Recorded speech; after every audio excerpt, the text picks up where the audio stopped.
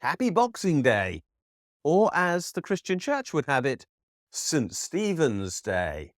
And St. Stephen was an interesting character. And so whilst we could talk about the curse of materialism today and the fact that no doubt there will be some people who watch this video who will also be dragging around shops to celebrate the day after Christmas, let's just think about St. Stephen for a moment. St. Stephen makes a brief appearance in the Bible. His story is told entirely in Acts of the Apostles, chapters 6 and mainly 7. He was a Hellenic Jew, in other words, a Greek-speaking Jew who did appear to live in Jerusalem at the time of the very early church, soon after the death of Jesus, whose birth we celebrated yesterday. And the point about St. Stephen was he was a bit of an awkward character, if I'm completely honest with you. Didn't buy the way that the Jewish authorities were running the church of which he was a member. He was pretty darned unhappy with them, to be totally honest. And if you read what he had to say, he didn't hold back. He had his own view of the world. He believed that they should be running it for the benefit of the people who Jesus was concerned about, and that was the poor. And he didn't believe that God only lived where the high priests were. He thought God could be seen everywhere, which was a pretty radical vision for the time. And he paid a high price for being this cantankerous. St. Stephen was the first ever Christian martyr. He was stoned to death for his views, and somebody called Saul, who was later called Paul, and became the most prolific of the apostles when it came to writing the New Testament, stood by and apparently watched the event of the stoning. Now, what is the reason for referring to all this? It is very simple, it's very straightforward, and it is that if change is to happen in this world, we need cantankerous people. People who will stand up and say to the emperor, "You are wearing no clothes," as St. Stephen did.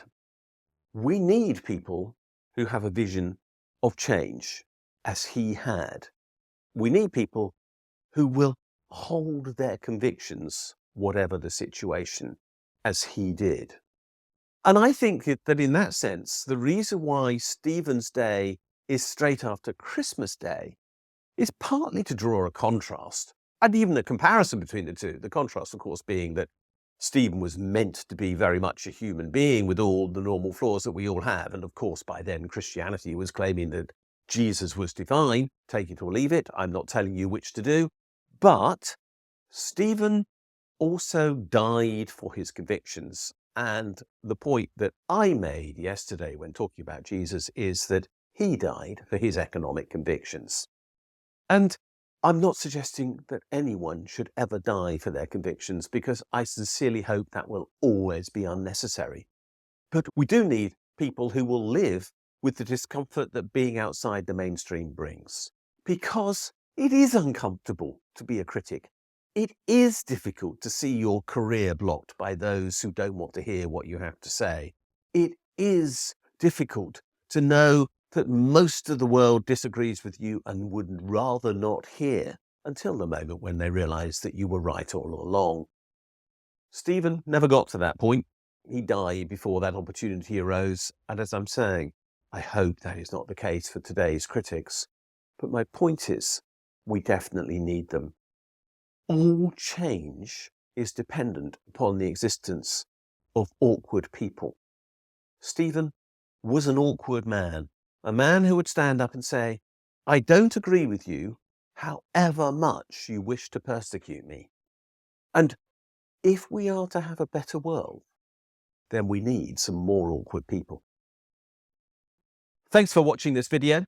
If you like what you've seen, please subscribe to this channel and push that bell button that tells you when we posted something new. You can also find me on Twitter at Richard J. Murphy. And more importantly, you can follow my blog, the Funding the Future blog. And if you do, you'll get daily updates on what is happening in our economy and in the politics that surround it.